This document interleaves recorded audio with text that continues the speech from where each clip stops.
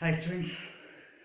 ಕಳೆದ ವಿಡಿಯೋದಲ್ಲಿ ನಾವು ರಾಗಿ ಮುದ್ದೆಯನ್ನು ಬಡತನದ ನಂತರ ಕನ್ನಡತನ ಯಾವ ರೀತಿ ಹಿಂಬಾಲಿಸುತ್ತೆ, ಅದಾದ ನಂತರ ಅದಕ್ಕೂ ಕನ್ನಡಕ್ಕೂ ಮತ್ತು ರಾಗಿಗೆ ಇರ್ತಕ್ಕಂಥ ಸಂಬಂಧ ಇಂಥದ್ದು, ಮತ್ತು ರಾಗಿ ಮುದ್ದೆಗೆ ಯಾವ ಹೆಸರುವಾಸಿಯಾಗಿದ್ದಂಥ ಆಹಾರ ತಿಂಡಿ ಯಾಕಾಯಿತು, ಮತ್ತು ಜನಪದ ಸಾಹಿತ್ಯದಲ್ಲಿ ಮತ್ತು ಬೇರೆ ಸಾಹಿತಿಗಳಲ್ಲಿ ಯಾವ ರೀತಿ ಅದನ್ನು ಬಳಸ್ಕೊಂಡ್ರು, ಅದಾದ ನಂತರ ಮುದ್ದೆ ಮಾಡ್ತಕ್ಕಂಥ ಕೌಶಲ್ಯ ಇವಿಷ್ಟನ್ನು ನಾವೇನು ಮಾಡಿದ್ವಿ ಲಾಸ್ಟ್ ಕ್ಲಾಸಲ್ಲಿ ಇದ್ರ ಬಗ್ಗೆ ನಾವು ಕಂಪ್ಲೀಟಾಗಿ ನೋಡಿದ್ವಿ.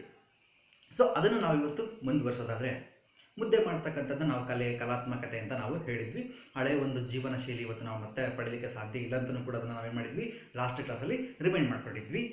ಬಟ್ ಈಗ ನಾವು ಮುಂದೆ ನೋಡೋದಾದರೆ ಇನ್ನು ಯಾರ್ಯಾರಿಗೆ ಮುದ್ದೆ ಯಾವ ಥರ ಇರಬೇಕು, ಎಲ್ಲರೂ ಒಂದೇ ಥರ ಮುದ್ದೆ ತಿನ್ನೋಕ್ಕಾಗತ್ತಾ? ಗಟ್ಟಿಗಿರುತ್ತೆ ಅಂತ ಇಟ್ಕೊಳ್ಳಿ, ನಾವು ತಿನ್ಬೋದು, ಮಕ್ಕಳಿಗೆ ತಿನ್ಸೋಕ್ಕಾಗತ್ತಾ? ವಯಸ್ಸಾದೇ ತಿನ್ಸೋಕ್ಕಾಗತ್ತಾ? ಇಲ್ಲ. ಸೊ ಹಂಗಾಗಿ ಯಾರ್ಯಾರಿಗೆ ಯಾವ ಥರ ಮುದ್ದೆ ಬೇಕು ಅನ್ನೋದು ನಮಗೆ ಇಂಪಾರ್ಟೆಂಟ್ ಆಗುತ್ತೆ. ಇನ್ನು ನಾಜೂಕು ಮಂದಿಗೆ ಬಾಳೆಹಣ್ಣಿನಂಥ ಮೆತ್ತನೆ ಮುದ್ದೆ ಬೇಕು. ನಾಜೂಕು ಮಂದಿನ ಸಿಂಪಲ್ಸ್ ಇರ್ತಾರೆ ನೋಡಿ, ಅವರು ಈ ಹಬ್ಬೆ ಆಡಂಬರ ಆಗಲಿ ಅಥವಾ ಇವಾಗಿನ ಥರದ್ದಾಗಲಿ ಅದು ಅದನ್ನು ಬಯಸೋದಿಲ್ಲ.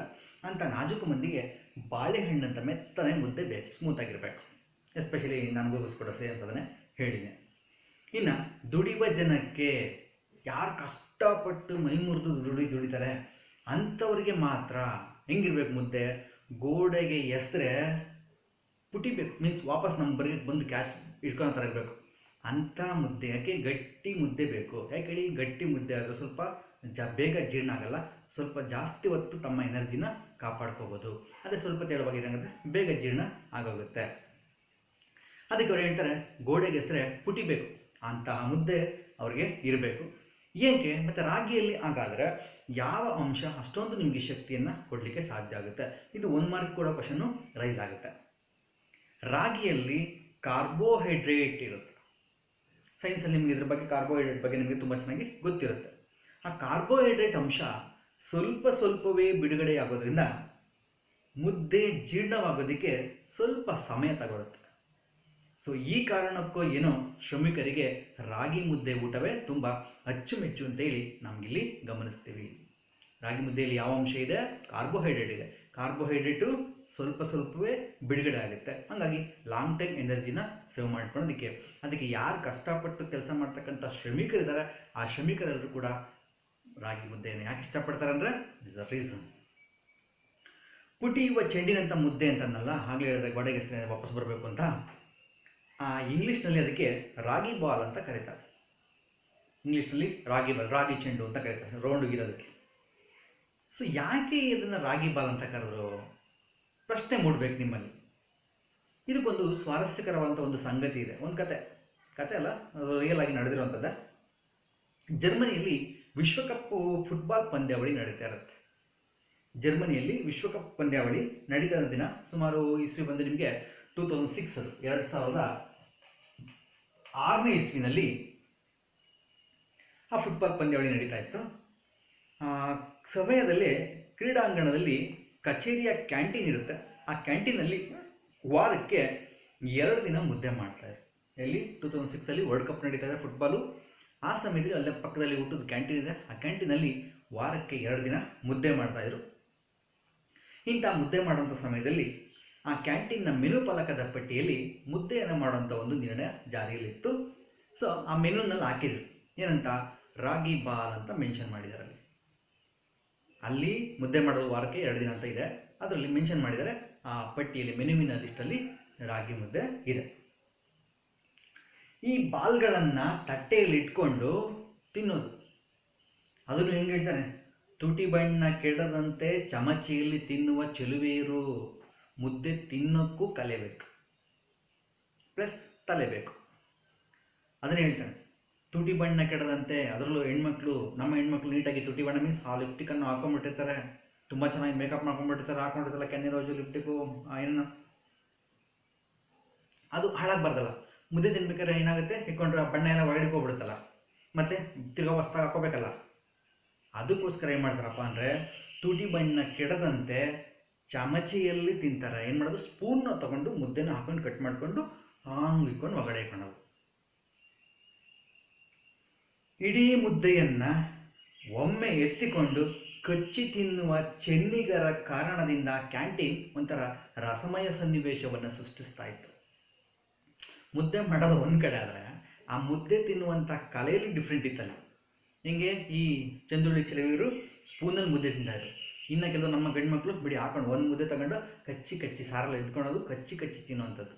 ಸೊ ಒಟ್ಟಾರೆ ಈ ಎಲ್ಲ ಇನ್ಸಿಡೆಂಟಿಂದ ಏನಾಗಿತ್ತು, ಆ ಕ್ಯಾಂಟೀನಲ್ಲಿ ಒಂಥರ ರಸಮಯ ಸನ್ನಿವೇಶಗಳು. ಇದ್ರ ಬಗ್ಗೆ ನಿಮಗೊಂದು ಕ್ವಶನ್ ಕೂಡ ಇದೆ, ಯಾವ ರೀತಿ ರಸಮಯ ಸನ್ನಿವೇಶಗಳನ್ನು ಕ್ಯಾಂಟೀನ್ ಸೃಷ್ಟಿಸ್ತಾ ಇತ್ತು ಅಂತೇಳಿ. ಸೊ ಈ ಕಾರಣಗಳಿಂದ ತುಟಿ ಬಣ್ಣ ಕೆಡದಂತೆ ಚಮಚೆಯಲ್ಲಿ ತಿನ್ನುವ ಚೆಲುವೆಯರು ಸಂದರ್ಭಕ್ಕೆ ಕೇಳ್ತಾನೆ. ಒಟ್ಟಾರೆ ರಸಮಯ ಸನ್ನಿವೇಶಗಳ ರಂಗಸ್ಥಳವಾಗಿತ್ತು. ಸೊ ನಾಟಕ ಆಡ್ತಕ್ಕಂಥ ರಂಗಸ್ಥಳ, ರಂಗ ಮಂಟಪ ಆಗಿತ್ತು ಯಾವುದು, ಆ ಕ್ಯಾಂಟೀನ್. ಒಟ್ಟಾರೆ ಮುದ್ದೆ ಗಟ್ಟಿತನಕ್ಕೆ ಹೆಸರುವಾಸಿ. ಗಟ್ಟಿತನಕ್ಕೆ ಹೆಸರುವಾಸಿಯಾಗಿರ್ತಕ್ಕಂಥ ಆಹಾರ ಯಾವುದು ಅಂದರೆ ಅದು ಮುದ್ದೆ, ಅದರಲ್ಲೂ ರಾಗಿ ಮುದ್ದೆ. ಆ ರಾಗಿ ಮುದ್ದೆ ಎಷ್ಟು ಗಟ್ಟಿತನ, ಅದಕ್ಕೆ ಕೆಲವು ಪಾಯಿಂಟ್ಸ್ನ ಹೇಳ್ತಾನೆ. ಹಿಟ್ಟು ತಿಂದು ಜಟ್ಟಿಯಾಗು ಅಂತ ಹೇಳ್ತಾರೆ. ಹಿಟ್ಟನ್ನ ತಿಂದು ಜಸ್ಟ್ ಒಳ್ಳೆ ಕುಸ್ತಿಪಟ್ಟು ಥರ, ಇದು ತೋಳಲ್ಲ ಕಣೋ ತಲೆ ಅನ್ನೋ ಥರ, ಹಿಟ್ಟು ತಿಂದು ಜಟ್ಟಿಯಾಗು. ಸೊ ಇನ್ನೊಂದು ಸ್ಟೇಟ್ಮೆಂಟ್ ಇದೆ, ಹಿಟ್ಟಂ ತಿಂದಂ ಬೆಟ್ಟಂ ಕಿತ್ತಿಟ್ಟಂ. ಯಾರು ಹಿಟ್ಟು ತಿಂತಾನೆ, ಮುದ್ದೆ ತಿಂತಾನೆ, ಅವನೇನು ಮಾಡ್ತಾನೆ, ಬೆಟ್ಟವನ್ನು ಕೂಡ ಕಿತ್ತು ಇಡೋಷ್ಟು ಶಕ್ತಿ ಅವನಲ್ಲಿ ಇರುತ್ತೆ. ಸೊ ಇದು ರಾಗಿಯ ಮಹತ್ವ. ಹಿಟ್ಟು ತಿಂದ ತಕ್ಷಣ ಬೆಟ್ಟ ಏನು ಸರ್ ನಾನು ಬಂಡೆನ ಎತ್ತ ಕಾಲ ಅನ್ನಂಗಿಲ್ಲ, ಅದು ರಾಗಿಯ ಶಕ್ತಿಗೆ ಹೆಸರುವಾಸಿ. ರಾಗಿಯ ಮಹತ್ವವನ್ನು ಹೇಳ್ತಕ್ಕಂಥ ಆ ಸ್ಟೇಟ್ಮೆಂಟ್ ಅದಾಗಿರುತ್ತೆ ಎಂಬ ಈ ಅನುಭವದ ಮಾತುಗಳು ಈ ಗಟ್ಟಿತನವನ್ನು ಏನು ಮಾಡ್ತವೆ, ಸಾರಿ ಹೇಳ್ತವೆ. ಆ ಗಟ್ಟಿತನದ ಬಗ್ಗೆ ವಿಶ್ಲೇಷಣೆಯನ್ನು ಕೊಡ್ತಾ ರಾಗಿಯ ಮಹತ್ವ, ರಾಗಿಯ ಆಹಾರದ ಮುಖ್ಯತೆ ಏನು ಅನ್ನೋದನ್ನು ನಾವಿಲ್ಲಿ ಗಮನಿಸ್ತೀವಿ. ಇನ್ನು ಅಕ್ಕಿ ಗೋಧಿಗೆ ಹೋಲಿಸಿದರೆ ರಾಗಿ 8-10 ಪಟ್ಟು ಪೌಷ್ಟಿಕ ಆಹಾರ. ಏನು ಸರ್ ನಮಗೆ ಗೋಧಿನೂ ಇದೆ, ಏನೋ ಅನ್ನಪೂರ್ಣ ಆಟ ಇಟ್ಟು ತಿನ್ಬಿಟ್ರೆ ಗಟ್ಟಿ ಆಗ್ಬಿಡ್ತೀವಿ, ಹಿಂಗಾಗ್ಬಿಡ್ತೀವಿ ಅಂತ ಅಡ್ವರ್ಟೈಸ್ಮೆಂಟ್ ಇದೆ. ಜೋಳ ತಿನ್ನೋನು ಇದೆ, ಅದನ್ನು ಹೇಳ್ತಾನೆ. ನೆಕ್ಸ್ಟ್ ಮುಂದೆ ಬರುತ್ತೆ, ರೋಗ ನಿರೋಧಕ ಶಕ್ತಿ, ರಕ್ತದಲ್ಲಿ ಇರ್ತಕ್ಕಂಥ ಸಕ್ಕರೆ ಅಂಶವನ್ನು ನಿಯಂತ್ರಿಸುತ್ತೆ ರಾಗಿ. ರೋಗ ನಿರೋಧಕ ಶಕ್ತಿ, ಯಾವುದೇ ರೋಗಿಗಳು ಬರೋದು, ಅದಕ್ಕೆ ನಿಮಗೆ ಪಥ್ಯಕ್ಕೆ ಏನು ಮಾಡ್ತಾರೆ, ರಾಗಿ ಗಂಜಿನ ಕೊಡಿಸ್ತದೆ ಅಂತ ಮೊದಲೇ ಹೇಳಿದ್ದೀನಿ. ಆಮೇಲೆ ಪ್ರತ್ಯಾಮ್ಲೀಯ ಗುಣಗಳನ್ನು ಹೊಂದಿದೆ. ಆಮ್ಲೀಯ ಗುಣಗಳೆಲ್ಲ ಪ್ರತ್ಯಾಮ್ಲೀಯ, ಅದಕ್ಕೆ ಪ್ರತಿರೋಧವನ್ನು ಒಡ್ತಕ್ಕಂಥದ್ದು. ಈ ರಾಗಿ ತಿನಿಸು ನಮಗೆ ದೇಹಕ್ಕೆ ತಂಪು ನೀಡುತ್ತೆ. ಸೊ ನೋ ಈಟ್ ಏನು ಮಾಡುತ್ತೆ, ತಂಪನ್ನು ಕೊಡುತ್ತೆ. ಎಷ್ಟೇ ನಿನಗೆ ಸಾಕಾಗಿದ್ರೂ ಕೂಡ, ಅದು ಎಷ್ಟೇ ಬಾಡಿ ಎಕ್ಸಸ್ ಆಫ್ ಹೀಟ್ ಆಗಿದ್ರೂ ಕೂಡ ರಾಗಿ ಗಂಜಿನ ಕುಡಿದ್ರೆ ದೇಹ ಸ್ವಲ್ಪ ಆರಾಮ ಅನಿಸುತ್ತೆ, ತಂಪನ್ನು ನೀಡುತ್ತೆ. ರಾಗಿಯಲ್ಲಿ ಹೃದಯ ಬೇನೆ ಹಾಗೂ ಕ್ಯಾನ್ಸರ್ನ ತಡೆಗಟ್ಟತಕ್ಕಂಥ ಔಷಧೀಯ ಗುಣಗಳಿವೆ. Mention note this point. ರಾಗಿಯಲ್ಲಿ ಯಾವ ಗುಣಗಳನ್ನು ಪರಿಹರಿಸುವಂಥ, ಯಾವ ಗುಣಗಳನ್ನು ವಾಸಿ ಮಾಡ್ತಕ್ಕಂಥ ಅಂಶಗಳಿವೆ ಅಂತ ಕೇಳ್ತಾನೆ. ಯಾವ ರೋಗಗಳನ್ನಂದರೆ ಮುಖ್ಯವಾಗಿ ಹೃದಯದ ಬೇನೆ, heart attack, heart pain. Next ಕ್ಯಾನ್ಸರನ್ನು ತಡೆಗಟ್ಟುವಂಥ ಗುಣ ಇದೆ ನೋಡಿ. ಮತ್ತು ತೆಳ್ಳಗಾಗಬೇಕೆನ್ನುವವರಿಗೆ, ಯಾರೋ ತುಂಬ ಸ್ಟ್ರಾಂಗ್ ದಪ್ಪಗಿದ್ಬಿಟ್ಟಿದ್ದೀನಿ, ನಾನೇನು ಮಾಡಬೇಕು, ತೆಳ್ಳಗಾಗಬೇಕು, ಸ್ಮಾರ್ಟ್ ಅಂಡ್ ಸ್ಲಿಮ್ ಆಗಿರಬೇಕು ಅಂಥವ್ರಿಗೆ ರಾಗಿ ಮುದ್ದೆ ಊಟ ಹೇಳಿ ಮಾಡಿಸಿತು. ಸೊ ಅದನ್ನು ತಿನ್ನಬೇಕಾಗುತ್ತೆ. ಹೀಗೆ ರಾಗಿ ಮತ್ತು ರಾಗಿ ಮುದ್ದೆ ಕುರಿತಂಥ ಹಲವಾರು ಮೆಚ್ಚುಗೆಯ, ನಂಬಿಕೆಯ ಮಾತುಗಳು ಇದ್ದಾವೆ. ಸೊ ಇದ್ರ ಮೇಲೆ ರಾಗಿಯ ಬಗ್ಗೆ ಇರತಕ್ಕಂಥ ಮೆಚ್ಚುಗೆಯ ಮಾತುಗಳು ಯಾವುದು, ತುಂಬ ಇಂಪಾರ್ಟೆಂಟ್ ಕ್ವಶನ್. ನಿಮ್ಮ ಅಭ್ಯಾಸದಲ್ಲಿ ಈ ಕ್ವಶನ್ ಕೂಡ ಇದೆ. ಇದನ್ನು ನಾನು ಯಾವಾಗ ಹೇಳ್ತೀನಿ ಕ್ವಶನ್ಸ್ ಇದು ಅಂತೇಳಿ, ಅವನ್ನ ಏನು ಮಾಡಬೇಕು, ನೀವು ಒಂದು ಕಡೆ ಬರ್ಕೊಳ್ತಾ ಹೋಗಬೇಕು. ದಟ್ಸ್ ಗುಡ್, ಬೇಕಾಗುತ್ತೆ. ರಾಗಿಯ ಬೆರೆಗೆ ಇರ್ತಕ್ಕಂಥ 16 ಮೆಚ್ಚುಗೆಯ ಮಾತುಗಳಾವು, ಅಷ್ಟಕ್ಕೆ ಇದಿಷ್ಟು ಆನ್ಸರ್ ಆಗುತ್ತೆ. ಆರೋಗ್ಯಕರ ದೇಹದ ಹಳ್ಳಿಗರೇ ರಾಗಿಯ ಮಹಿಮೆಯನ್ನು ಜಗತ್ತಿಗೆ ಸಾರಬಲ್ಲಂಥ ಜೀವಂತ ಉದಾಹರಣೆಗಳು. ರಾಗಿಯ ಮಹತ್ವ ಎಂಥದ್ದು ಅದನ್ನು ಒತ್ತಿ ಹೇಳೋದಕ್ಕೆ ಬೇರೆ ಯಾರೂ ಬೇಕಾಗಿಲ್ಲ. ಹಳ್ಳಿಯಲ್ಲಿರ್ತಕ್ಕಂಥ ಹಳ್ಳಿಗರೇ ಸಾಕು ರಾಗಿಯ ಮಹತ್ವ ಎಂಥದ್ದು. ಯಾಕೆ ಅಷ್ಟು ಗಟ್ಟಿಫುಲ್, ಅವರು ತುಂಬ ಸ್ಟ್ರಾಂಗ್ ಆಗಿ ಇರ್ತಾರೆ. ಈ ಪರಿ ರಾಗಿ ಹಸುಳೆಗಳಿಗೆ ಪೌಷ್ಟಿಕ ಆಹಾರ. ಹಸುಳೆ ಮೀನ್ಸ್ ಚಿಕ್ಕ ಮಕ್ಕಳಿಗೆ ಪೌಷ್ಟಿಕ ಆಹಾರ. ಇವತ್ತು ನೀವು ಸಣ್ಣ ಸಣ್ಣ ಮಕ್ಕಳುಗಳಿಗೆಲ್ಲ ಏನು ಗೋಬಿ ಮಂಚೂರಿ ಅಥವಾ ನೂಡಲ್ಸು ಅಂತ ಹಾಕೊಂಡು ಅವನ್ನ ತಿನ್ನಿಸ್ತಾ ಇದ್ದೀರಾ? ಇಲ್ಲ, ಏನು ಮಾಡ್ತಾರೆ, ರಾಗಿ ಸರಿನ ಬಟ್ಲಲ್ಲಿ ಹಾಕೊಂಡು ತುಪ್ಪ ಸೇರಿಸ್ಬಿಟ್ಟು ಮಕ್ಕಳಿಗೆ ತಿನ್ನಿಸ್ತಾರೆ. ಯಾಕೆ? ಅದು ಗಟ್ಟಿತನಕ್ಕೆ ಹೆಸರುವಾಸಿಯಾಗಿರೋದು. ಅದೇ ನೀವು ಬೇರೆಯವ್ರು ತಿನ್ನಿಸಿ ನೋಡೋಣ, ಯಾವ ಶಕ್ತಿನೂ ಇಲ್ಲ. ಮುಗ್ಗಿದ್ದೆ ತಿನ್ನಂಥವೇನಾಗಿರ್ತವೆ, ಗಟ್ಟಿಗಿರ್ತವೆ ಮಕ್ಕಳು. ಆಮೇಲೆ ರಾಗಿ ಹಿಟ್ಟಿನ ಸೂಪ್ ಇರುವ ಮಕ್ಕಳು, ರಾಗಿ ಹಿಟ್ಟಿಂದು ಸೂಪ್ ಮೀನ್ಸ್ ಗಂಜಿ ತೆಳ್ಳು ಮಾಡಿದರೆ ಅವನ್ನ ಹಾಕೊಂಡು ಕೂಡ ನೋಡಬೇಕು. ಇಲ್ಲಿ ಕಡೆ ಎಲ್ಲ ಏನಾಗ್ತಾ ಇರುತ್ತೆ, ಸ್ವತಾ ಇರುತ್ತೆ. ಆ ಕೆನ್ನೆಯನ್ನು ತುಂಬಿಕೊಂಡು ನಡೆಸ್ತಾ ಇರ್ತವೆ, ಗುಂಡುಗಿರ್ತವೆ ಎಲ್ಲ ಈ ಕಡೆ ತುಂಬ್ಕೊಂಬಿಟ್ಟು. ರಾಗಿಯಲ್ಲಿ ಅಧಿಕ ಪ್ರಮಾಣದ ಕ್ಯಾಲ್ಸಿಯಂ ಮಕ್ಕಳ ಬೆಳವಣಿಗೆಯ ನಿಟ್ಟಿನಲ್ಲಿ ಅದು ಟಾನಿಕ್ನಂತೆ ಕೆಲಸ ಮಾಡುತ್ತೆ. ನೀವು ಯಾವುದೋ ಟಾನಿಕ್ ಕೊಡಬೇಕಾಗಿಲ್ಲ, ಈ ರಾಗಿ ಸೂಪ್ ಮಾಡಿದ್ರೆ ಸಾಕು ಅಷ್ಟೇ. ಅದರಲ್ಲಿರ್ತಕ್ಕಂಥ ಕ್ಯಾಲ್ಸಿಯಂ ನೋಡಿ, ಆಗಲೇ ಕಾರ್ಬೋಹೈಡ್ರೇಟ್ ಹೇಳಿದೆ, ಮತ್ತು ಇದರಲ್ಲಿ ಕ್ಯಾಲ್ಸಿಯಂ ಕೂಡ ಇದೆ. ಆ ಕ್ಯಾಲ್ಸಿಯಂ ಮಕ್ಕಳ ಬೆಳವಣಿಗೆಗೆ ಸಹಾಯವನ್ನು ಮಾಡುತ್ತೆ. ಸೊ ಈ ಕಾರಣದಿಂದಾಗಿ ಮಕ್ಕಳ ಪಾಲಿಗೆ ಟಾನಿಕ್ ಅಂತ ಕೆಲಸ ಮಾಡೋದು. ಇದು ಕೂಡ ಒಂದು ಕ್ವಶನ್ ಇದೆ ಒಮ್ಮಾಗಿ, ಮಕ್ಕಳ ಟಾನಿಕ್ ಅಂತ ಕೆಲಸ ಮಾಡೋದು ಯಾವುದು ಅಂದರೆ ಅದು ರಾಗಿ ಸೂಪ್.